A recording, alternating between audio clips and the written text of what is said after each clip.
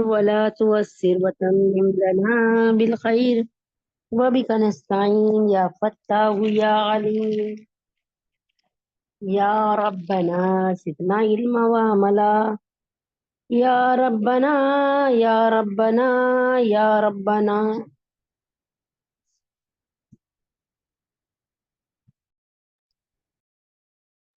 يا ربنا زدنا علما وعملا رب اغفر وارحم وأنت خير الراحمين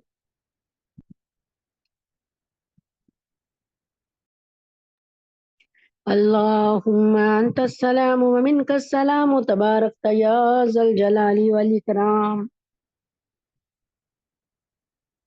يا ربنا زدنا علما وعملا رب اشرح لي صدري ويسر لي أمري واحلل عقدة من لساني يفقهوا قولي يا ربنا زدنا علما وعملا رب اغفر وارحم وأنت خير الراحمين اللہ تعالیٰ آپ سب کی جان مال ایمان میں برکت عطا فرمائے۔ پہلے آ کر بیٹھتے ہیں، اللہ تعالیٰ آپ کو فاستبقوا الخیرات، فاستبقوا الخیرات کا مطلب یہ ہے کہ نیکیوں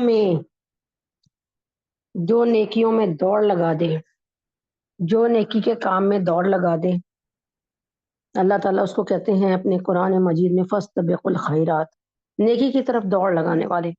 حضرت عمر فاروق، حضرت ابوبکر صدیق، نیکی کی طرف دوڑ لگانے والے، ایسے نیکی کی طرف دوڑ لگانے والے کہ ان کے مقابلے کا نیکی کی طرف دوڑ لگانے والا کہیں نظر نہیں آتا۔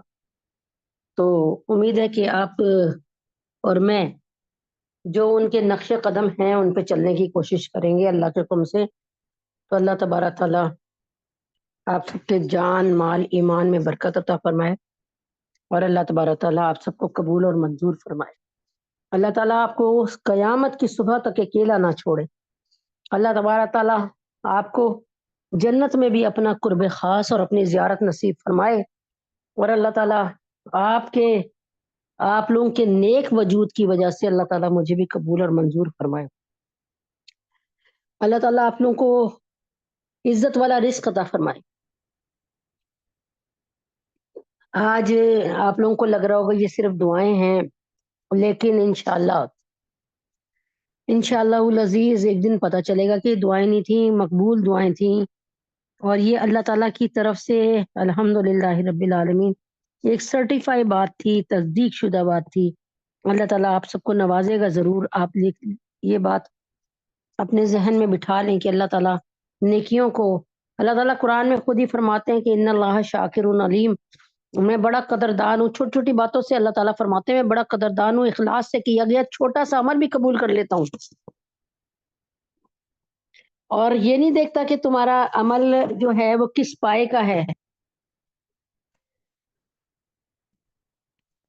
یہ نہیں دیکھتا کہ تمہارا عمل کس پائے کا ہے، اور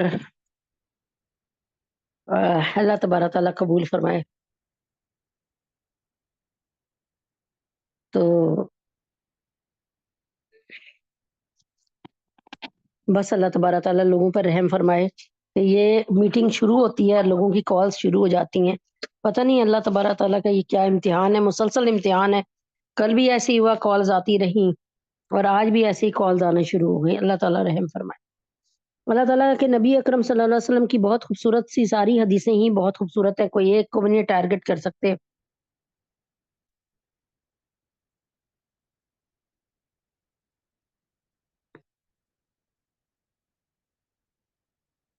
اللہ تبارک تعالیٰ جو ہے، اللہ تبارک تعالیٰ آپ کو مجھے سب کو قبول فرمائے، اللہ تبارک تعالیٰ ہم سب پہ رحم فرمائے، اور اللہ تبارک تعالیٰ اپنی شان کے مطابق جزائے خیر دے۔ اللہ تبارک تعالیٰ نے آپ سب کو قبول کیا ہے تو سارے کام چھوڑ کے اللہ تعالیٰ آپ کو بٹھا دیتا ہے یہاں پر۔ اللہ تعالیٰ آپ کی جان مال اولاد میں برکت دے، اللہ تعالیٰ آپ کی تمام مشکلوں کو اتنا آسان فرمائے کہ جیسے مشکلیں آئی ہی نہیں تھیں۔ آخری جو ہم لوگوں کے دن ہیں، اللہ تبارک تعالیٰ ظاہر ہے جانا تو ہے، آج نہیں ہے تو کل جانا تو ہے، تو बस अल्लाह ताला की दरगाह में दुआ करें कि अल्लाह ताला बस कबूल और मंजूर फरमा ले। तो आगे अल्लाह ताला के हुक्म से शुरू करते हैं, अल्लाह ताला के कलाम पाक कलाम से। जैसे कि फ़ज़ाइल अमाल की तालीम माशाल्लाह से चल रही है। हज़रत मोहम्मद सल्लल्लाहु अलैहि वसल्लम ने एक मर्तबा सहाबा से इरशाद फरमाया, तुमको ऐसी चीज़ ना बताऊँ जो तमाम अमाल में बेहतरीन है और तुम्हारे मालिक के नज़दीक सबसे ज़्यादा पाकीज़ा और तुम्हारे दर्जों को बहुत ज़्यादा बुलंद करने वाली, यानी जिससे अल्लाह ताला का कुर्ब भी हासिल हो, अल्लाह की रज़ा भी हासिल हो, आपके मदारिज आपके दर्जात भी बुलंद हो,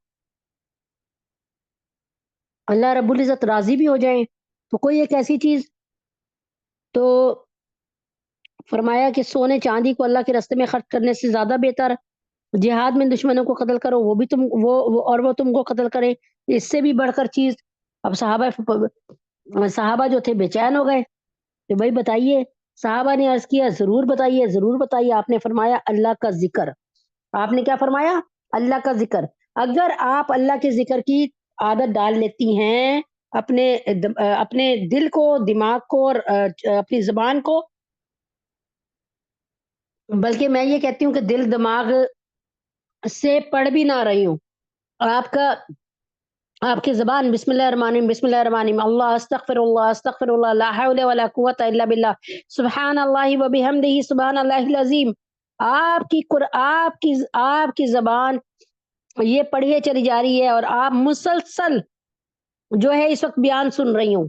मैं आपको समझा रही हूँ सिर्फ़। हालाँकि बयान के लिए कहते हैं कि जब बयान सुनो तो बहुत तवज्जो से सुनो, फिर अल्लाह ताला इस पर बेअसर रखते हैं। लेकिन बाज़ लोगों को इतने एक्सपर्ट होते हैं कि वो बयान भी सुन रहे होते हैं और साथ में उनकी ज़ुबान इस कदर आदी हो गई होती है रद्बुल लिसान रहने की, कि साथ-साथ वो सुभान अल्लाह, सुभान अल्लाह, सुभान अल्लाह, सुभान अल्लाह, अस्तगफिरुल्लाह, अस्तगफिरुल्लाह, सुभान ला हौला वला कुव्वता इल्ला बिल्लाह, ला इलाहा इल्लल्लाहुल मलिकुल हक्कुल मुबीन, कुछ ना कुछ अल्लाह की दरगाह में, अल्लाह के दरबार में पेश कर रहे होते हैं। अब अल्लाह के नबी ने क्या फरमा दिया, ये किससे बेहतर है कि तुम्हारे दर्जात बहुत बुलंद करने वाली चीज़ है। सोने चांदी को अल्लाह के रास्ते में खर्च करने से भी ज़्यादा चीज़ है। और तुम दूसरी बात ये कि दुश्मन की राह में जो है जिहाद करने से भी अ दुश्मन की राह में जिहाद करने से भी ज़्यादा बढ़कर है और उसमें कत्ल करने से भी, यानी कत्ल कर दो या तुम खुद कत्ल हो जाओ, इससे भी बढ़कर चीज़ है। सहाबा ने अर्ज़ किया है, जल्दी-जल्दी बताइए, ज़रूर बताइए।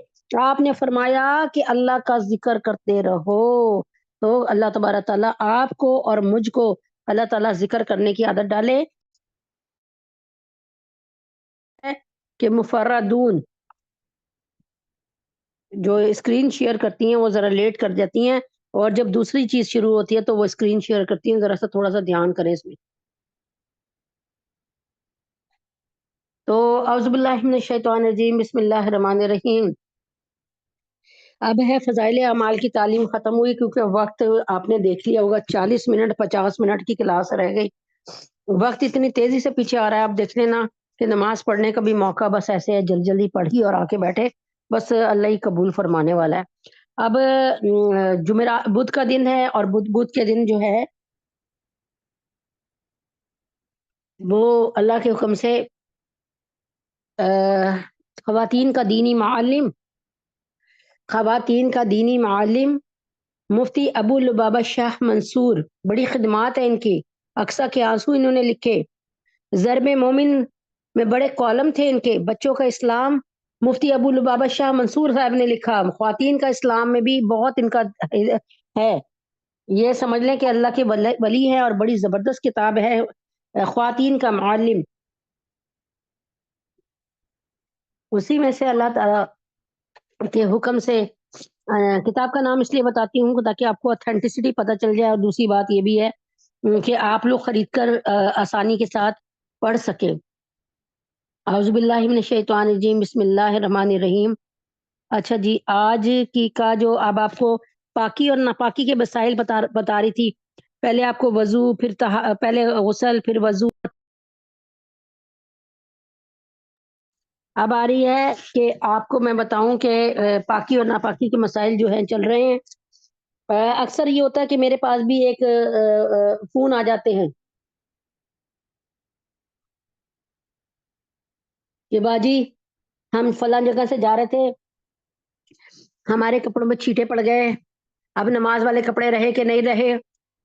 میں نے کہا بھائی چھینٹوں کو دیکھ لیں، اگر تو آپ کے پورے جسم پہ اتنے چھینٹے پڑ گئے ہیں کہ اگر ایک آپ سکہ جو ہے نا سکہ اس کے برابر سارے چھینٹوں کو جمع کریں تو اس سے بڑھ جائے یا اس کے برابر ہو جائے تو پھر نہا لیں بھائی، وہ کپڑے بدل لیں.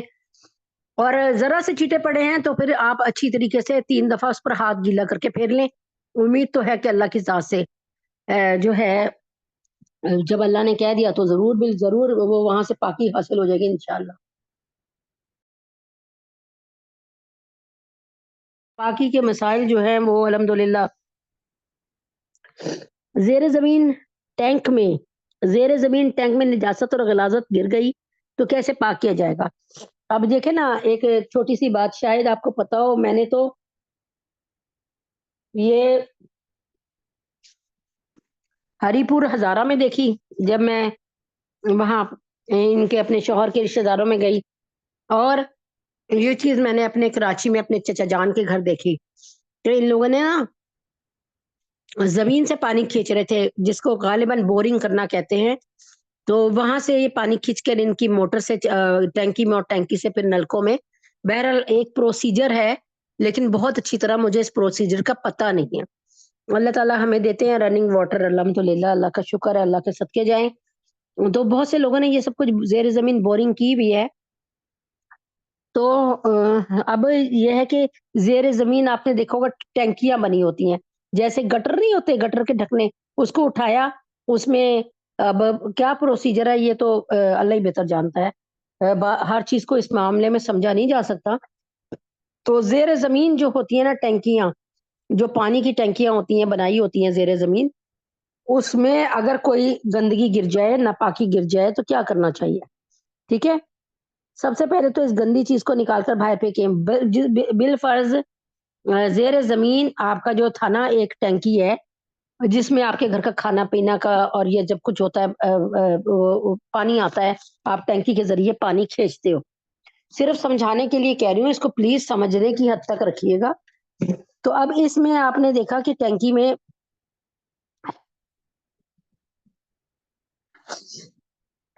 میں اگر آپ نے دیکھا کہ اس ٹینکی میں نعوذ باللہ کہیں ایک مثال کے طور پہ صرف سمجھانے کو کہہ رہی ہوں کہ اس ٹینکی میں کوئی اللہ نہ کرے چوہا یا چھپکلی کوئی چیز گر پڑے، اب یا کوئی اللہ تعالیٰ معاف کرے، صرف سمجھانے کو کہہ رہی ہوں کہ کوئی بچہ جو ہے اس کا ڈھکنا کھلا ہے اور وہاں پہ پیشاب کر دیتا ہے، تو اب آپ نے کیا کرنا ہے.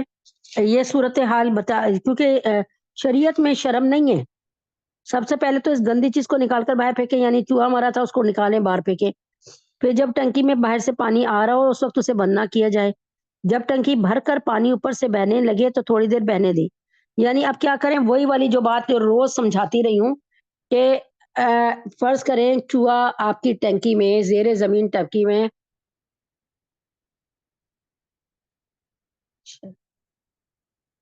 اچھا جی ٹھیک ہے، دیکھ لیتے ہیں. تو ہاں جی، زیر زمین ٹینکی میں نجاست یا غلاظت گر گئی تو کیسے پاک کی جائے. سب سے پہلے تو اس گندی چیز کو نکال کر باہر پھینکیں. فرض کریں اللہ نہ کرے کوئی بلی کا بچہ یا کوئی، بلی تو خیر ایسے نہیں گرتی، بلی کا بچہ گر گیا، کوئی چوہا گر گیا یا کوئی چھپکلی آپ کی جو ہے انڈر گراؤنڈ ٹینکی میں گر گئی. اب آپ نے سب سے پہلے کوشش کر کے وہ چھپکلی کو یا جو کچھ بھی ہے، جو بھی ہے، چھپکلی ہے، چوہا ہے، جو بھی ہے، بلی کا بچہ ہے، اس کو ظاہر ہے وہ تو بےچارا مر جائے گا نا اسی وقت، وہ تو اتنا نہیں اور ٹکنے والی چیزیں ہیں نا، کوئی مچھلی ہو تو وہ تو بچی رہے گی کہ پانی کی جانور ہے.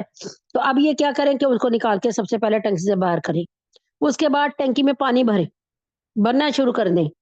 ٹنکی میں پانی بھرنے دیں، جو پانی کا ہے نا وہ جہاں سے پانی آ رہا ہے اسے بند ہی نہ کریں، مسلسل پانی بہتا رہے. جب ٹینکی بھر کر پانی اوپر سے بہنے لگے، اب پانی اوپر بہنے لگا ہے، آپ کی زمین پہ آ گیا،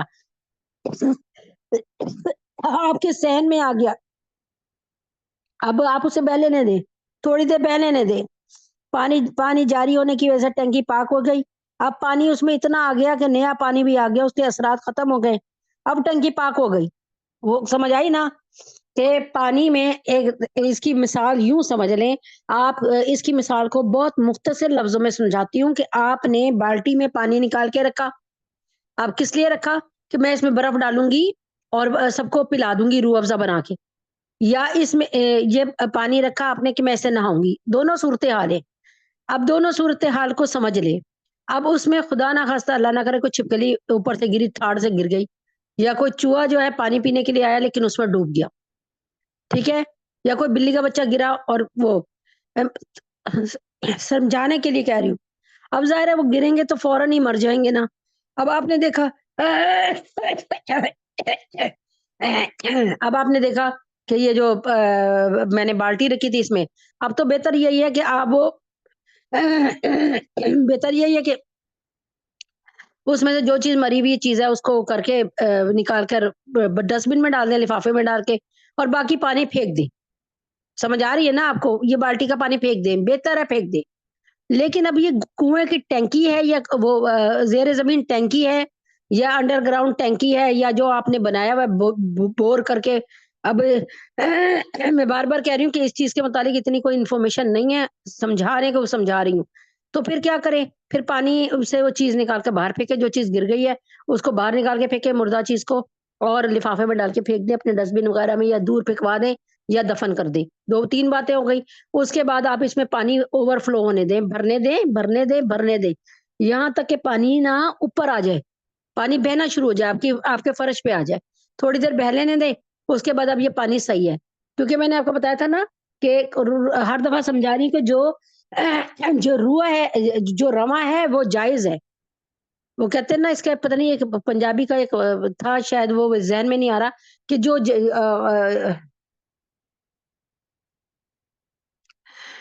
تو بہرحال کیا کہتے ہیں, سارے مشورے اسی وقت دینے ہیں باجی نے. تو بہرحال کیا کہتے ہیں, اس وقت پھر آپ جو ہے اس کو پانی کو بہ جانے دیں, اور پانی جب اوپر آ کے بہ گیا, اب وہ پانی صاف ہو گیا, کیونکہ وہ اس میں سے اوپر والا پانی نکل چکا, اور اس کے بعد نیچے والا پانی جو ہے نا اس میں نیا پانی جا کر مکس ہو گیا, اثرات ختم ہو گئے, پاکی ہو گئی. اور ویسے بھی ایک ہے کہ رواں چیز جو ہے نا, وہ رواں پانی جو ہے نا, رواں پانی کہاوت نہیں ہے بلکہ یہ صحیح بات ہے کہ جو رواں پانی ہے وہ کیا ہے, جائز ہے. مثال کے طور پہ آپ نے دیکھا ہوگا سمندر کی لہروں میں اگر کوئی چیز گر گئی, کوئی کتا مرا ہوا ہے یا کچھ ہے, تو وہ سمندر کی لہریں کتنی دور تک واپس جا رہی ہوتی ہیں, اور پھر وہ آ رہی ہوتی ہیں, پھر وہ جا رہی ہوتی ہیں. اب وہ کتے کا جو مرا ہوا ہے, وہ کتے کا مرا ہوا کو گھسیٹ کر پھینک دیں باہر, تو سمندر کا پانی پاک ہو گیا, کیونکہ وہ نئے نئے پانی سے اتنی دفعہ مل رہا ہے, اتنی دفعہ مل رہا ہے کہ پانی, پرانے پانی کے جراثیم ختم ہو گئے اس کے. اور اسی طرح دریا کا بھی ہے کہ دریا مسلسل بہ رہا ہوتا ہے الحمدللہ. آپ دریا نہیں یقین تو آپ جا کے نا دریا میں کشتی کو ڈال کے دیکھیں, کشتی خود بخود ہی بہنا شروع ہو جائے گی دریا کے بہاؤ پہ. ابھی اس کو کافی دیر چپو بھی نہیں چلانا پڑے گا, وہ تیز پانی نا اس کو چلاتا رہے گا. تو اس کا مطلب یہ گندا پانی نئے پانی میں مکس ہو گیا, نیا پانی اور نئے پانی میں مکس ہو گیا, نیا پانی اور نئے پانی میں مکس ہو گیا, تو گندے پانی کے اثرات خود بخود ٹوٹلی ختم ہو گئے.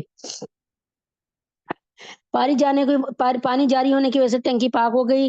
اور زمین دوست ٹینکی کو پاک کرنے کا ایک اور طریقہ بھی ہو سکتا ہے کہ جس وقت اس میں باہر سے پانی آ رہا ہو, اس وقت موٹر کے ذریعے اس ٹینکی کا پانی کھینچ کر نالی میں بہانا شروع کر دیں. ایک طریقہ یہ ہے کہ پرانا پانی نکال کے باہر پھینک دیں اور نیا پانی بھر لیں. اب ایک طرف سے پانی آ رہا ہو, دوسری طرف سے نکل رہا ہو, تو جاری پانی کے حکم سے میں پاک ہو کر, یعنی ایک طرف سے پانی آپ ڈال رہے ہیں, اس کو بھر رہے ہیں, اس کو ٹینکی اکثر لوگ یہی کرتے ہیں نا کہ اللہ تعالیٰ مجھے معاف کر دے اس میں کوئی غلطی ہو, تو یہ ہوتا ہے کہ ٹینکیاں ہوتی ہیں زیر زمین بنائی ہوتی ہیں, ان کو پانی سے بھر لیا جاتا ہے جب پانی آنے کا ٹائم ہوتا ہے, تو اس کو بھر لیا جاتا ہے. تو اب کیا ہو کہ اس کا یہ بھی ہے کہ نیا پانی جب ڈال رہے ہیں تو پرانا پانی نکال کے کوئی ایسا نلکا کھول دیں کہ سارا پانی ختم ہو جائے اور نیا پانی آ رہا ہو, تو یہ جاری پانی کے حکم میں ہو کر پاک ہو جائے گا. جیسے میں نے بتایا, اگر مشین کے ذریعے پانی کھینچ کر اوپر کی ٹینکی میں چڑھایا جا رہا ہے تو گھر کے نلکے کھول دیے جائیں, کچھ دیر اسی طرح پانی بہنا دیا جائے, خود بخود پاک ہو جائے گا. یہ ایک طریقہ کہ پرانا پانی ہم نے نکال دیا, بہا دیا, اور نیا پانی, اب اس کو کیا کریں, اپنے کھیتوں کھلیانوں میں, اپنے باغوں میں ڈال دیں. उसी पानी से खींच कर कोई पाइप लगा लें और अपने घर को धो लें, ताकि वो पानी भी ज़ाया ना हो, अपने कपड़े धो लें, ठीक है ना? तो यानी वो ऐसा नहीं होगा कि इतना ऐसा नापाक नहीं होगा कि आप वो तो पीने के काबिल बनाने के लिए हम कह रहे हैं ना। ऊपर की टैंकी नापाक हो जाए, तो भी यही तरीका है कि नीचे से पानी चढ़ाया जाए और नलके खोल दिए जाएँ। एक तरफ से पानी आ रहा होगा, दूसरी तरफ से बह रहा होगा। यही जारी पानी की तारीफ़ है। और जारी पानी में जब निजासत का कोई असर, रंग, बू, ज़ायका महसूस ना हो, तो वो पाक शुमार हो जाता है। अब आपको कैसे पता चले कि अब ये इस्तेमाल के काबिल हो जाए? कि आपको उसमें से कोई सड़ाइंद ना आए, ना आपको उसका रंग बदला हुआ नज़र आए, आपको वो चिट्टा पानी नज़र आए, तो इसका मतलब ये है कि वो पाक हो गया। वाज़ेह रहे कि ये अमल करने से पहले जो नापाक चीज़ टंकी में गिरी है, उसको निकाल लें। ये ना हो कि आपकी टंकी में कुत्ता मरा पड़ा है और आप उसमें से पानी निकाले जा रही हैं और नया पानी डाली जा रही हैं। भई कुत्ते को बाहर निकालें, बिल्ली को बाहर निकालें, चूहे को बाहर निकालें, छिपकली को बाहर निकालें और उसके बाद ये अमल दोहराएँ।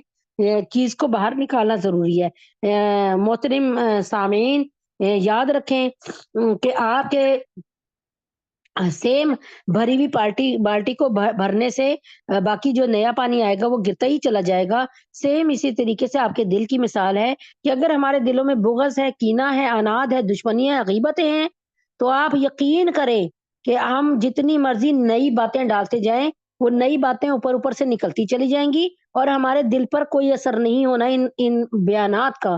तो इसमें सबसे पहले क्या करना है?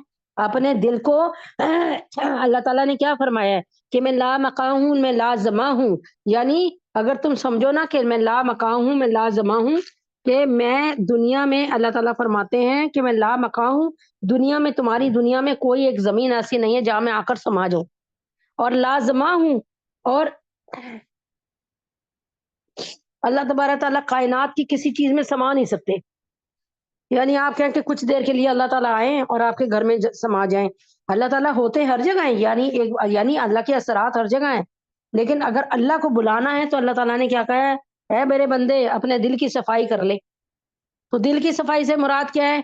इसको गीबतों से बचा बचा ले, हसद से बचा ले, गालियों से बचा ले, जो इधर-उधर लड़ाई झगड़े, फ़ुज़ूल में बोलना और बोलते रहना, दिल को तकलीफ देना दूसरों के, ये सब चीज़ों से तू बचा ले अपने दिल को। अल्लाह ताला क्या फरमाते हैं, "तू बचा के तो देख, तू अपने दिल को साफ कर, उसके बाद हमारी ज़रा-सी नमाज़ें, हमारे रोज़े, हमारे कुरान मजीद पढ़े हुए, आप यकीन करें अल्लाह ताला हमारे दिलों में आकर समा जाएँगे।"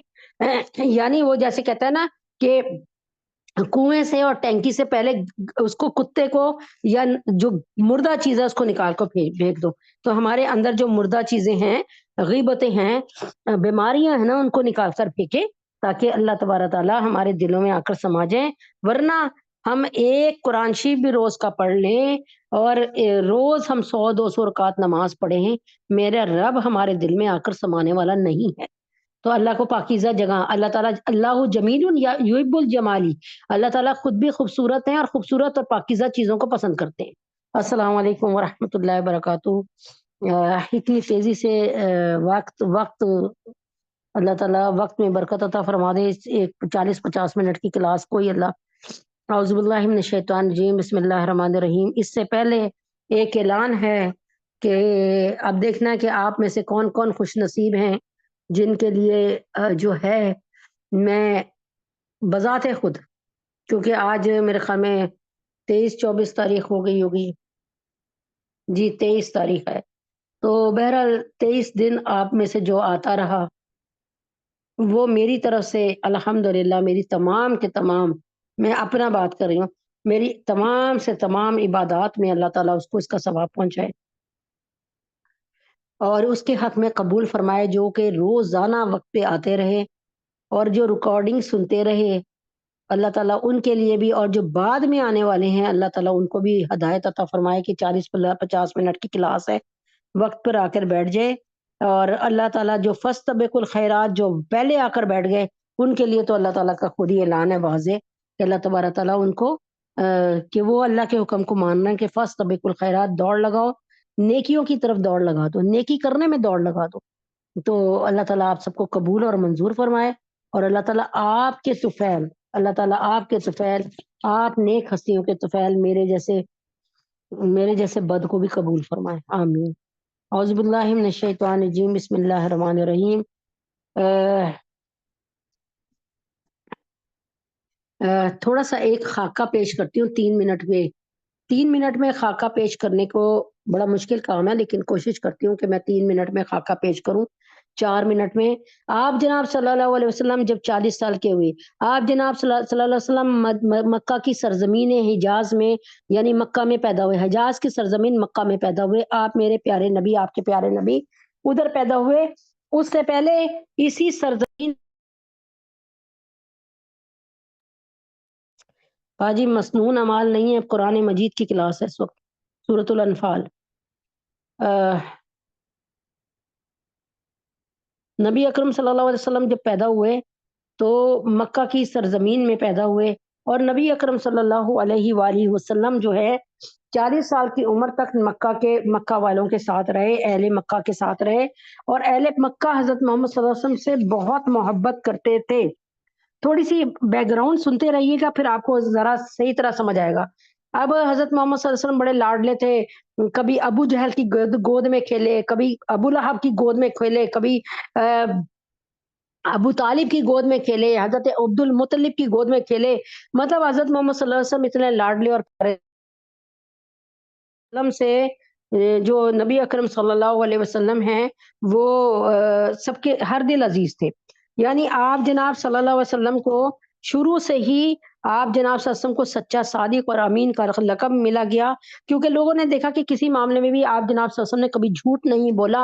ऐसे कैसे हो सकता था कि हज़रत इब्राहीम अलैहिस्सलाम की दुआ कि अल्लाह ताला यहाँ पर मैंने आपके हुक्म से बैतुल्लाह की तामीर कर दी, अब यहाँ पर अपने नबी को भेज, यहाँ पर नबी आखिरुज़्ज़मा को भेजिए, ताकि वो इस घर में में की इस जगह को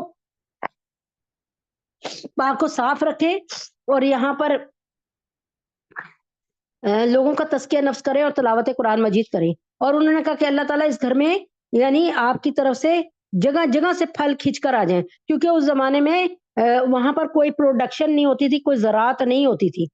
अब तो सुना है कि कुछ चीज़ें पैदा होने लगी हैं, बहरहाल वल्लाहु आलम। अब यहाँ पर नबी हज़रत इब्राहीम अलैहिस्सलाम की दुआ से अल्लाह तबारक तआला ने हज़रत इस्माईल अलैहिस्सलाम, जो कि हज़रत इब्राहीम अलैहिस्सलाम के बेटे थे और अम्मा हाजरा के बेटे थे, अल्लाह ताला के हुक्म से छोड़े गए, फिर वो वहीं पे रहे, यहाँ तक जवान हो गए, वहाँ पर बैतुल्लाह फिर वहाँ पर उनको ज़िबा करने का हुक्म भी हुआ, और ये सब मिना की तरफ आते हुए हुआ।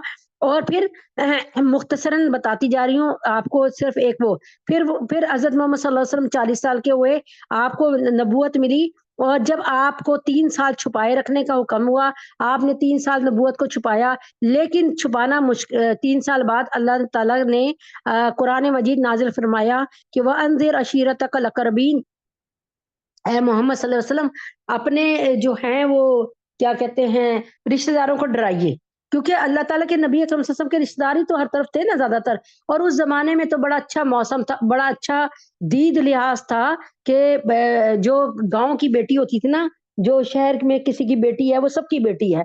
किसी के सबके गम साँझे, सबकी खुशियाँ साँझी होती थी। अब तो अल्लाह माफ़ करे, हम कह रहे हैं हम तरक्की याफ़्ता है, लेकिन हमें अपने भाई की खुशी और उसको उसको नेमत का मिल जाना, वही हमें बुरा लग रहा होता है। अल्लाह माफ़ करे। एक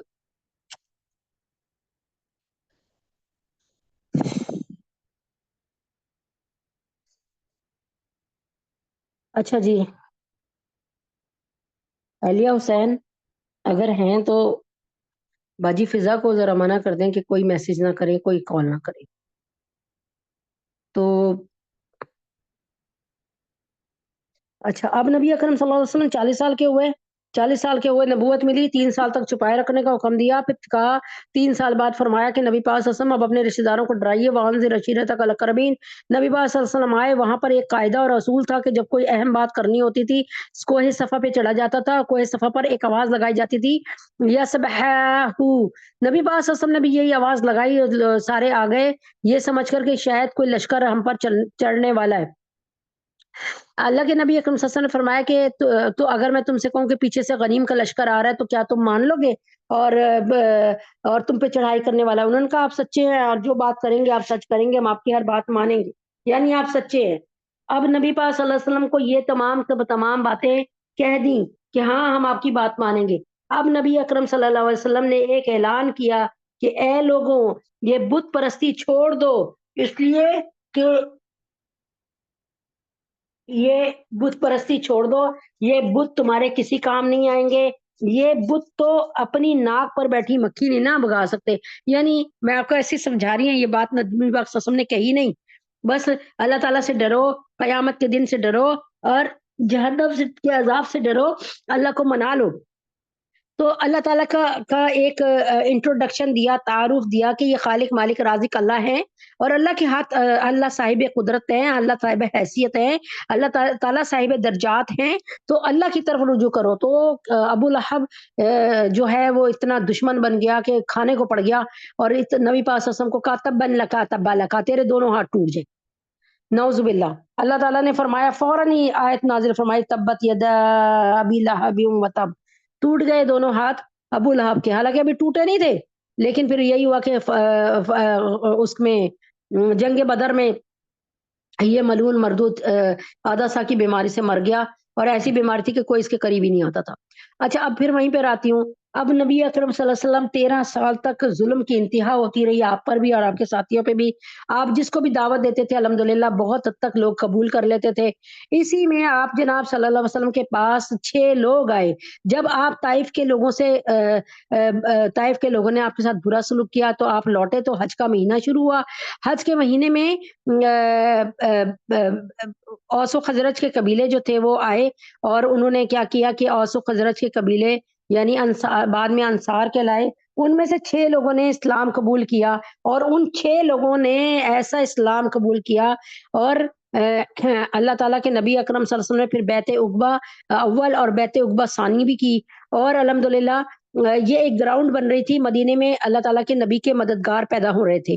ٹھیک ہے، اب ان 6 لوگوں نے کیا کیا؟ 6 لوگوں نے صاحب اسلام ہونے کے بعد، ایمان لینے کے بعد، بیعت لینے کے بعد، بیعت کرنے کے بعد، آپ یہ 6 کے 6 آدمی واپس مدینہ لوٹے حج کر کے، تو انہوں نے اسی وقت یعنی 120 سال سے جو جنگ بواس ہو رہی تھی نا، جنگ بواس 120 سال سے ہو رہی تھی، اور جنگ بواس ہوئی کیوں تھی شروع؟ 120 سال سے جنگ بواس ہو رہی تھی، ہوئی کیوں؟ ایک گھوڑے پر جنگ بواس شروع ہوئی تھی، ایک گھوڑا تھا یا اونٹ تھا، کہ انہوں نے کہا تھا کہ یہ اس بہادر شخص کو، کسی نے کہا کہ میں اس بہادر شخص کو دوں گا جو اس کے قابل ہے، اس طرح کا کوئی اعلان تھا، اللہ تعالیٰ کمی پیشی کو معاف کر دے۔ تو اس پر اس گھوڑے کو لینے پر اتنی جنگیں ہوئی کہ 120 سال تک ایک گھوڑے پر جنگ بواس ہوتی رہی، یہاں تک کہ بیعت عقبہ اول ہوئی۔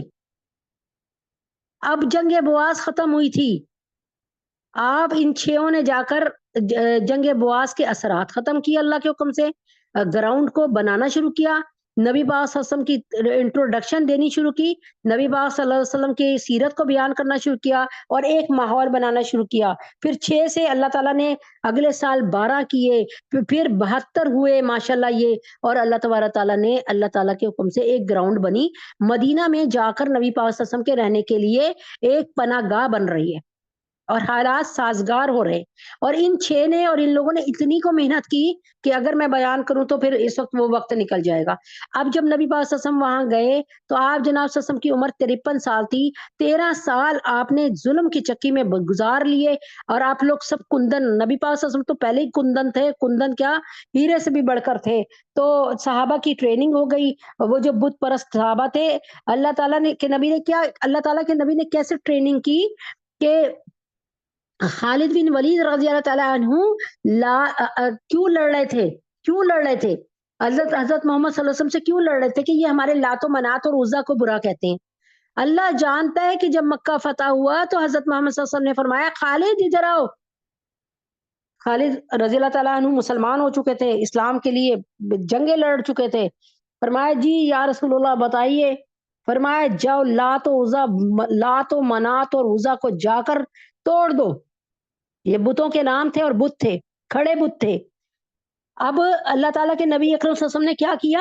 وہیں سے چوٹ لگائی جہاں سے یعنی وہ لات و منات و عزا کی عزت کی خاطر نبی پاک صلی اللہ علیہ وسلم سے لڑ رہے تھے، اور اب جب نبی پاک صلی اللہ علیہ وسلم کے ہو گئے تو اللہ کے نبی نے فرمایا अंदर से देखिए करेक्शन की कि जाओ लातो अज़्ज़ा मनात को तीनों को ना ढेर कर दो, इनको तोड़ दो। उनके हाथ से ही तोड़वाए जो उनके लिए लड़ रहे थे और जो अपनी सलाहियतें लातो मनात उज़्ज़ा को खुश करने पे लगा रहे हैं। आज देखें वही उनको तोड़ रहे हैं, अल्हम्दुलिल्लाह। तो अब नबी पाक सल्लल्लाहु अलैहि वसल्लम पर अभी 1 साल सुकून का नहीं गुज़रा था मदीना आके 53 साल के आप जनाब सल्लल्लाहु अलैहि वसल्लम से, आपको 1 साल का सही तरह सुकून ना मिला। आपको खबरें मिलती रहीं कि मक्का में मुसलमानों पे कितना ज़ुल्म हो रहा है और जो कैदी हैं उनको सताए जा रहे हैं। आप जनाब सल्लल्लाहु अलैहि वसल्लम बड़े तकलीफ में आ गए और फिर कि आपके काफ़िलों को लूटा जा रहा है। तो यहाँ से एक काफ़िला गुज़र रहा था अबू सुफ़ियान का और उनके साथ तकरीबन कमोपेशी माफ़ करें 40 या मतलब 50,000 के करीब वो सोना लेके जा रहे थे। तो 50,000 तोला के करीब 50,000 गालिबन तोला था, कितना था? यानी अब तोला पता नहीं क्या वो पैमाना होता था, बहुत सारा सोना लेके जा रहे थे। 60 उनके साथ कुरैशी थे और 1000 उनके साथ ऊँट थे। तो अल्लाह के नबी अकरम सल्लल्लाहु अलैहि वसल्लम ने फरमाया कि ये बड़ा तंग करते हैं, आज इनसे बदला लेने का वक़्त है। यानी अब क्या करो जवाब देने का वक़्त आ गया।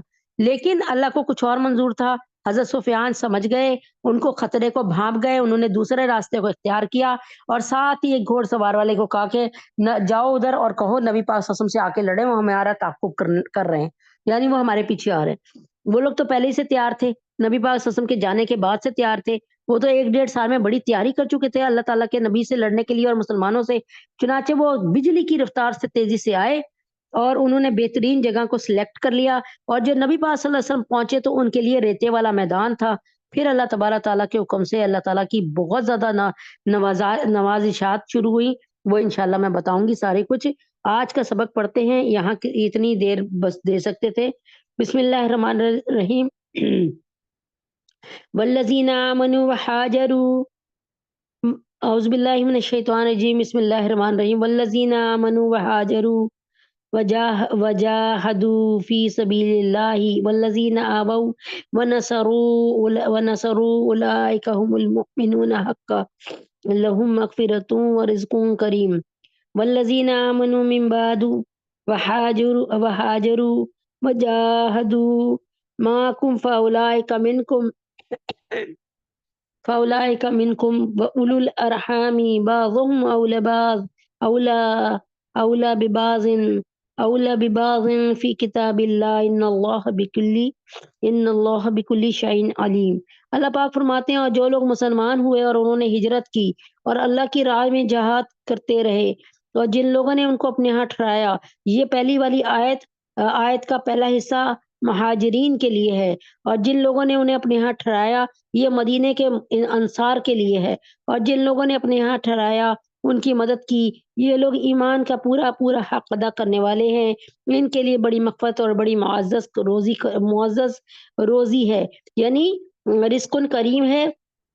मैंने आपको बताया कि आपकी आँख का देखना भी रिस्क है, आपकी ये नेक फर्माबरदार औलाद का होना भी रिस्क है, आपके घर की टंकी सही काम कर रही है, ये भी रिस्क है, आपके घर का फ्रिज सही काम कर रहा है, तो ये भी करीम रिस्क है और आपके बच्चे आपके फर्माबरदार हैं, आपकी गायें आपको तंग नहीं करती, आपके मवेशी ढोर-डंगर आपके फर्माबरदार हैं, तो ये भी अल्लाह की तरफ से करीम रिस्क है। वल्लज़ीना तो फिर फरमाया कि और इनकी मदद जिन्होंने की ये लोग यानी अंसारी ये लोग ईमान का पूरा हक़ अदा करने वाले हैं, इनके लिए बड़ी मग़फ़िरत और बड़ी मुअज़्ज़ज़ रोज़ी है। यानी अल्लाह ताला ने ना सिर्फ़ महाजिरीन की मक्का के लोगों की तारीफ़ की क्योंकि मक्का का शहर नबी अल्लाह ताला ने फरमाया ला उक़सिमु बिहाज़ल बलद। अल्लाह ताला ने फरमाया मैं कसम खा के कहता हूँ कि ये जो है ना मक्का का शहर ये मेरा है। तो अल्लाह ताला ने साथ ही अपने शहर वालों की तारीफ़ की जिन्होंने आप पर ईमान ले आए और नबी पाक सल्लल्लाहु अलैहि वसल्लम के साथ प्यार मोहब्बत से रहे और उन पे जानें कुर्बान करने के लिए तैयार हुए और जिहाद के लिए आगे बढ़े। ना सिर्फ़ अल्लाह ताला ने अपने शहर के लोगों की तारीफ़ की फिर ही दोबारा से टर्न आउट लिया।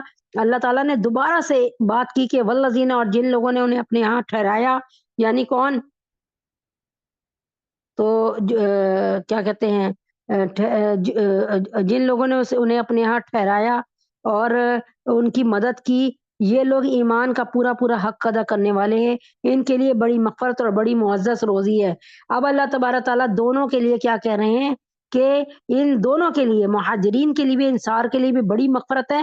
یعنی بڑی مغفرت سے یہ ہے کہ اب وہ جو چھوٹی چھوٹی خطائیں کر رہے ہیں نا، اللہ تعالیٰ کہے گا کوئی گل نہیں، کوئی گل نہیں، چلن دیو، ٹھیک ہے نا، سمجھ آئی؟ تو اللہ تعالیٰ نے ان کے لیے بڑی مغفرت کا اعلان دنیا میں کر دیا۔ اس کا مطلب یہ ہے کہ اللہ تعالیٰ نے اب ان کو بخش دیا، اب اللہ ان کی پکڑ نہیں کریں گے، اور بڑی معزز روزی ہے، اللہ تعالیٰ نے ان کے لیے روزی کے دروازے کھول دیا، کبھی بند نہ کریں گے انشاءاللہ۔ والذین آمنوا من بعد وحاجروا، اور جو لوگ بعد میں ایمان لائے، اور لیکن جو لوگ بعد میں ایمان لائے یعنی فتح مکہ کے وقت میں ایمان لے آئے۔ فتح مکہ میں آپ کو پتہ ہے کون؟ ابو سفیان ایمان لائے ایک دن پہلے مکہ فتح ہونے سے، ایک دن پہلے۔ تو اللہ تعالیٰ فرق نبی یعنی ہجرت کے 8ویں سال، 7ویں سال، 8ویں سال، اور جو لوگ بعد میں ایمان لائے اور ہجرت کی اور تمہارے ساتھ جہاد کیا تو یہ لوگ تمہارے ہی شمارے میں ہیں۔ یعنی اللہ کے نبی، اللہ تعالیٰ فرما رہے ہیں وہ بھی اسی طرح کے ہیں کہ ان کے لیے بھی مغفرت والی روزی اور بڑی معزز روزی اور بڑی مغفرت ہے۔ یعنی اللہ تعالیٰ نے یہ نہیں کہا کہ یہ جو ہے نبی پاک صلی اللہ علیہ وسلم کے جو پہلے صحابہ ہیں ان کے لیے تو ہے، لیکن بعد میں مسلمان ہونے والوں کے لیے نہیں ہے۔ اگر اللہ تعالیٰ ایسا کر دیتے تو بعد میں مسلمان جو ہوئے، چچا عباس ہوئے، چچا تو نہیں تھے، ابو سفیان بھی مطلب آپ ہی کی شاید لڑی میں سے تھے یا جو بھی تھا، لیکن سگے چچا نہیں تھے۔ تو وہ لوگ بیچارے پھر پریشان ہو جاتے ہیں کہ یہ ہمارے لیے تو کوئی آیت ہی نازل نہیں ہوئی۔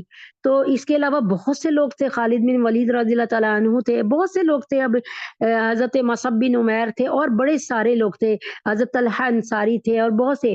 تو جو لوگ بعد کے زمانے میں ایمان لائے اور ہجرت کی اور تمہارے ساتھ جہاد کیا، سو یہ لوگ تمہاری ہی شمارے میں ہیں، اور جو لوگ رشتہ دار ہیں کتاب اللہ میں ایک دوسرے کے زیادہ حقدار ہیں، بے شک اللہ تعالیٰ ہر چیز کو خوب جانتے ہیں۔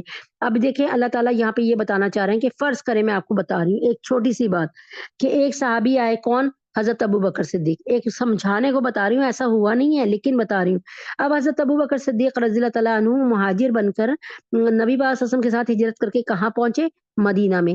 اب مدینہ میں نبی اکرم حضرت ابو بکر صدیق کے کوئی اور رشتہ دار بھی تھے بالفرض، ان کا خالہ زاد بھائی تھا یا چچا زاد یا ماموں زاد یا کوئی اور تھا، تو وہ بھی مسلمان ہو گئے، انہوں نے بھی مدد شروع کر دی ان کی۔ تو اللہ تعالیٰ فرما رہے ہیں کہ جو لوگ رشتہ دار ہیں، یعنی اب حضرت ابو بکر صدیق اور وہ جو تھے نا، جو مدینے میں ان کے رشتہ دار تھے، یہ سب کو سب آپس میں رشتہ دار ہیں، اور کتاب اللہ میں ایک دوسرے کے زیادہ حقدار ہیں۔ یعنی ایک مثال دے کر سمجھا رہی ہوں، اللہ تعالیٰ مجھے معاف کر دے، بلکہ میں ایسا کرتی ہوں اس مثال کو کسی اور صحابی پہ لے آتی ہوں، کہ ایک صحابی جو ہیں وہ مکہ سے ہجرت کر کے آئے، اور مدینے میں ان کے کوئی رشتہ دار تھے، ٹھیک ہے نا، اور مکہ میں وہ بہت امیر تھے، یعنی ان کے بڑی پراپرٹی تھی، ان کی زمینیں تھیں، اور ان کا اور وہ بہت سی چیزیں لے کے بھی آ گئے، یعنی زمینیں تو نہیں لا سکتے لیکن پیسہ لے آئے، اور وہ یہاں آ کر مدینہ طیبہ میں کچھ دنوں بعد مر گئے۔ تو اللہ تبارک تعالیٰ فرماتے ہیں کہ اب وہ جو پرانے ان کے جو مکہ میں کافر رشتہ دار تھے نا، یا ان کا بیٹا یا ان کی بیٹی جو کافر تھے، وہ ان کے حق، ان کے وارث نہیں ہیں، بلکہ یہ جو مکہ میں مدینہ میں ان کے رشتہ دار ہیں اور جو کہ ان کے وارث ہیں، یہ جو ہیں ان کی وراثت، جو یہ ان کے وارث بنیں گے۔ یہاں پر اللہ تبارک تعالیٰ فرماتے ہیں کہ 3 قسم کے مسلمانوں کا بیان اللہ تعالیٰ نے پہلے بیان کیا تھا۔ چوتھی قسم کے مسلمان یعنی وہ لوگ جو بعد کو ایمان لائے اور ہجرت کر کے مہاجرین اور انصار کے ساتھ مل کر جہاد کیا، ان کا شمار بھی مہاجرین اور انصار میں ہی ہے۔ یعنی با اعتبار احکام شرعی کے مہاجرین سابقین اور مہاجرین مع بعد، با اعتبار فضل و مرتبہ جو کچھ بھی ہے، جو کچھ بھی ہو فرق، با اعتبار فضل و مرتبہ جو کچھ بھی فرق ہو، با اعتبار احکام شرعی سب برابر ہے۔ یعنی اب جیسے حضرت ابوبکر صدیق نے بہت اعلیٰ رتبہ لے لیا، ٹھیک ہے نا، یہ والا رتبہ تو نہیں نا کسی اور مکہ کے بندے کو مل رہا ہے۔ ایک مثال ہے نا کہ وہ تو صحابی رسول تھے اور انہوں نے، وہ تو اصحاب، وہ تو یار غار بھی تھے، وہ تو خلیفہ اول بھی بنے، نبی پاک صلی اللہ علیہ وسلم نے ان کے پیچھے تقریباً 17 نمازیں بھی پڑھی انتقال سے پہلے۔ تو جو رتبہ یعنی کسی کو جو رتبے یعنی ان کے لیے ایک جیسے احکام ہے، لیکن رتبوں میں کوئی بڑی کمی پیشی ہو جائے تو ہو جائے، لیکن جو بعد میں ایمان لانے والے ہیں اور سچے ایمان لانے والے ہیں اور جو اللہ کے نبی کی مدد کرنے والے ہیں، ان کو بھی وہ تمام نعمتیں اور فضیلتیں ملیں گی۔ بعض نے کہا کہ غزوہ بدر کے بعد، بعض نے کہا کہ اس آیت کے نزول کے بعد، بعض نے کہا صلح حدیبیہ کے بعد یہ آیتیں نازل ہوئی، مطلب بعد کے لوگوں کی بات ہے۔ بعض نے کہا اس سے دوسری ہجرت والے مراد ہے جنہوں نے فتح مکہ سے پہلے ہجرت کی۔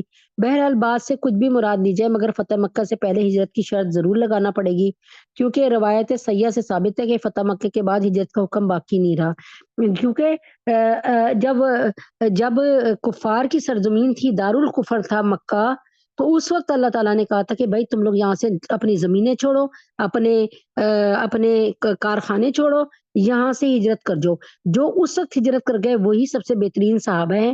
اور لیکن جو بعد میں ہجرت کر کے آئے مکہ کے فتح ہونے کے بعد، تو اس کی تو کوئی بات ہی نہیں، کیونکہ اب تو مکہ سرزمین اسلام بن گیا تھا نا، اس وقت تو پھر اسلام کی ہجرت بھی ختم ہو گئی نا، اب تو تم چاہے مکہ میں رہو چاہے مدینے میں رہو، تمہاری مرضی ہے، سارے ہی مسلمانوں کا ملک ہے۔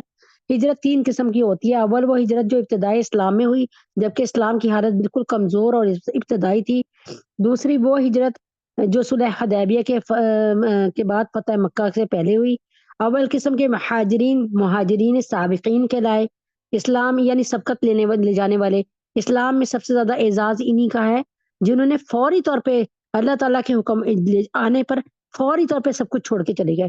دوسری ہجرت بھی ہجرت ہے، تیسری قسم وہ ہے جو قیامت تک باقی رہے گی، یعنی اپنے وطن کو جو کفرستان میں واقع ہو چھوڑ کر کسی اسلامی ملک کی طرف ہمیشہ کے لیے چلے جانا۔ جیسے انڈیا کے مسلمانوں پہ ظلم ہو رہا ہے تو وہ پاکستان آ جائیں، تو یہ بھی ہجرت ہے۔ جو کفرستان میں کافرستان کو چھوڑ کر کفرستان کو چھوڑ کر کسی اسلامی ملک کی طرف اس لیے آ جاتے ہیں کہ اب دیکھیں نا، انڈیا کے مسلمان کسی طرح بھی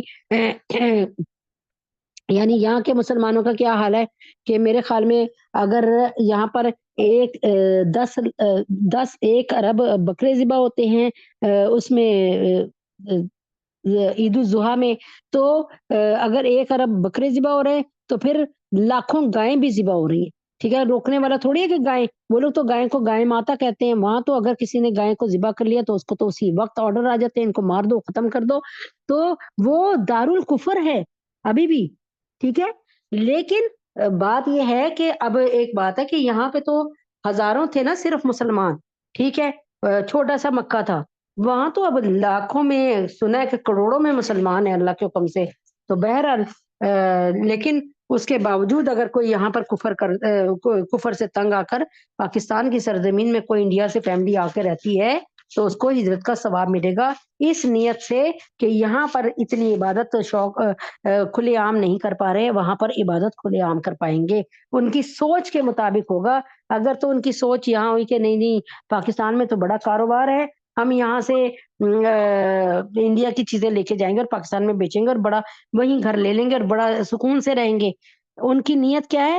انما الاعمال بالنیات، یہ سودے ہیں، نیت کے سودے ہیں، ٹھیک ہے نا۔ یہ حدیث آپ نے بہت دفعہ سنی ہوگی، لیکن اس حدیث کا شان نزول آپ کو نہیں پتا ہوگا کہ اس کا شان نزول یہی تھا کہ ایک آدمی مدینہ ہجرت کر کے آیا ایک عورت کی خوبصورتی کی وجہ سے کہ اس سے شادی کروں گا، تو اللہ تبارک تعالیٰ کے نبی یہ حدیث بہت بڑی حدیث ہے جس میں اللہ تعالیٰ کے نبی نے فرمایا کہ جو شادی کے لیے ہجرت کرنے کے لیے آیا اس کو شادی کرنے کا شادی اس کو مل جائے گی، یعنی وہ شادی کر لے گا، اور جو نبی اکرم صلی اللہ علیہ وسلم کے کہنے پر اور اللہ کے حکم کی اتباع کر کے وہاں پہ دارالکفر کو چھوڑ کر آیا تو وہ اس کو ہجرت کا پورا ثواب ملے گا۔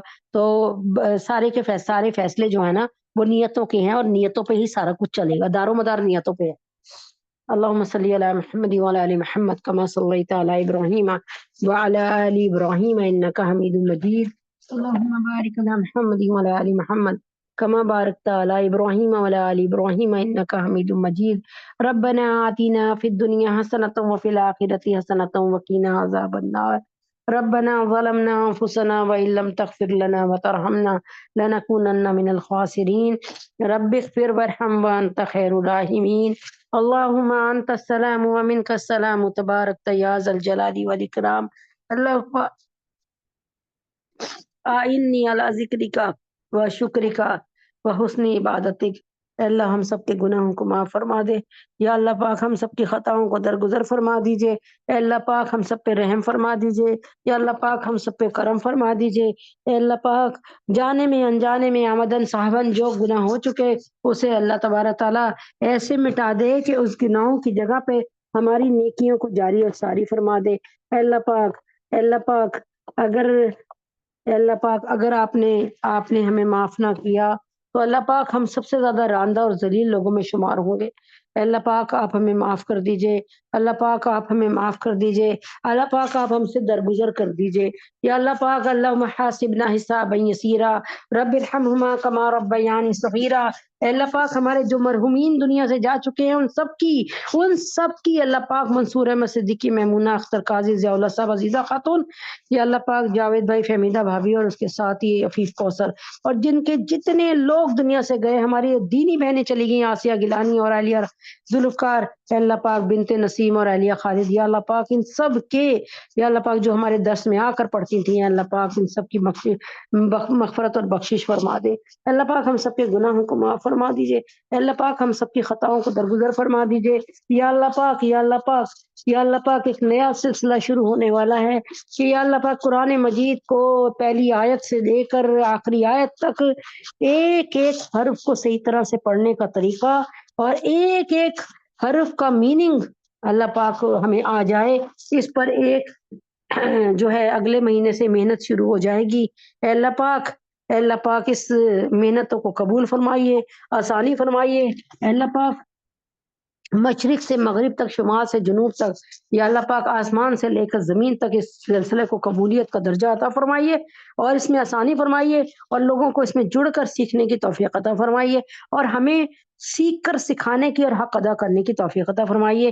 ہماری چھوٹی موٹی محنت کو، ہماری گئی گزری محنت کو اے اللہ پاک جیسے حضرت امام حنبل رضی اللہ تعالیٰ عنہ جو ہے کپڑے کی جو درزی کی دکان تھی ان کی، تو یا اللہ پاک ایک بندہ ہمیشہ کھوٹا سکہ دے کے جاتا تھا اور کپڑے سلوا لیتا تھا، تو نوکر نے کہا کہ آپ ہر دفعہ لے لیتے ہیں، یہ کیا کرتے ہیں؟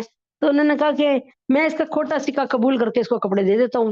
اللہ تبارک تعالیٰ کے حضور ہم بھی تو کھوٹے سکے ہیں کہ اللہ تعالیٰ ہم کھوٹے سکوں کو قبول فرما کے جنت دے دے۔ تو بہرحال اللہ تبارک تعالیٰ ہم سب کو اپنی حفاظت میں رکھے، ہمارے ایمان کی سلامتی عطا فرمائے۔ ربنا لا تزغ قلوبنا بعد إذ هديتنا وهب لنا من لدنك رحمة إنك أنت الوهاب۔ اے اللہ پاک ہم سب کے گناہوں کو معاف فرمائیے، خطاؤں کو درگزر فرمائیے۔ یا اللہ پاک، یا اللہ پاک فلسطین کے ایک ایک مسلمان کو ہم نے آپ کے حوالے کیے، یا اللہ تبارک تعالیٰ لا الہ الا اللہ محمد رسول اللہ، لا الہ الا اللہ محمد رسول اللہ، لا الہ الا اللہ محمد رسول اللہ۔ فلسطین کے تمام مسلمانوں کو، یا اللہ پاک دنیا کے تمام مسلمانوں کو، اللہ پاک میرے بچوں کو اور قیامت کی صبح تک آنے والی ہماری نسلوں کو، یہ ان سب کے جو بیٹھے ہیں ان سب کے بچوں کو اور قیامت کی صبح تک ان کی آنے والی نسلوں کو اے اللہ پاک ان کی تربیت بہترین انداز میں کیجئے۔ یا اللہ پاک ان کی جان کی، مال کی، ان کی عزت آبرو کی، ان کے ایمان کی، ان کے عقائد کی اللہ پاک قیامت کی صبح تک حفاظت فرمائیے۔ یا اللہ پاک ہمارے بچوں کی، ہماری نسلوں کی جو تربیت ہے وہ ایسے ہی فرمائیے جیسے آپ نے ننھے یوسف علیہ السلام کی تربیت کنویں سے شروع کی تھی۔ کنویں سے 7 سال کے یوسف کنویں میں تھے اور کنویں میں آپ نے ان کی جان کی حفاظت کری، عزت و آبرو کی حفاظت فرمائی، ان کے علم کی حفاظت فرمائی، ان کو صاحب علم بنایا، انہیں صاحب جمال بنایا۔ اللہ تعالیٰ خوبصورتی میں ان کا ثانی اس وقت بستی میں کوئی نہیں تھا۔ اے اللہ پاک ان کے کردار کی حفاظت فرمائی، ان کی عزت کی حفاظت فرمائی، ان کی آنکھ کی حفاظت فرمائی، ان کے جسم کی شرمگاہ کی حفاظت فرمائی۔ اے اللہ پاک ہماری تمام نسلوں کی، قیامت کی صبح تک آنے والی نسلوں کی ویسے ہی حفاظت فرما جیسے کہ آپ نے حضرت یعقوب علیہ السلام کی دعا کو سن کر ان کے بیٹے یوسف علیہ السلام کی حفاظت فرمائی، اور جو یعقوب علیہ السلام سے ملے تو کردار کے غازی تھے اور عزیز مصر تھے اور پوری بستی میں ان سے زیادہ کوئی خوبصورت نہیں تھا، اور وہ اس وقت دنیا کے جو ارد گرد کے سارے علاقے کے قحط کو ختم کر رہے تھے اپنے دیے ہوئے علم کے زور پہ۔ تعبیر الرؤیا میں یعنی خوابوں کے علم میں ان سے زیادہ ماہر کوئی نہیں تھا، خوبصورتی میں ماہر کوئی نہیں تھا، اور اس کے بعد ذہانت میں اس وقت ان سے زیادہ ماہر کوئی نہیں تھا۔ اللہ نے ان کو اس علم دیا، عزت دی، جلال دیا۔ اے اللہ پاک اسی طرح سے ہماری تمام نسلوں کو عزت دیجیے، ان کے ایمان کی حفاظت فرمائیے، ان کے قرآن کی نمازوں کی حفاظت فرمائیے۔ اللہ پاک لا الہ الا اللہ محمد الرسول اللہ اس کے حصار میں رکھیے ہماری نسلوں کو۔ اے اللہ پاک ہم کو اور ہماری نسلوں کو، ہمارے اہل خانہ کو لا الہ الا اللہ محمد رسول اللہ، لا الہ الا اللہ محمد رسول اللہ اس کے حصار میں رکھیے۔ اے اللہ پاک اس کے حصار سے کبھی نکلنے نہ دیجیے گا۔ اے اللہ پاک آپ سے زیادہ کوئی امین نہیں ہو سکتا، اے اللہ پاک آپ سے زیادہ کوئی قادر المطلق نہیں ہو سکتا، اے اللہ پاک آپ سے زیادہ حفاظت کرنے والا جس کو حفاظت تھکاتی نہیں ہے، جس کو حفاظت رلاتی نہیں ہے۔ اے اللہ پاک ہم نے اپنے بچے، ہم نے اپنی نسلیں آپ کے حوالے کر دی۔ اللہ بہترین محیمن ایسا نگہبان جس سے بڑھ کر نگہبان نہیں، مومن ایسا امن دینے والا جس سے بڑھ کر امن دینے والا کوئی نہیں ہے۔ اے اللہ پاک ایسا حکم اللہ تعالیٰ اٹل فیصلے کرنے والا۔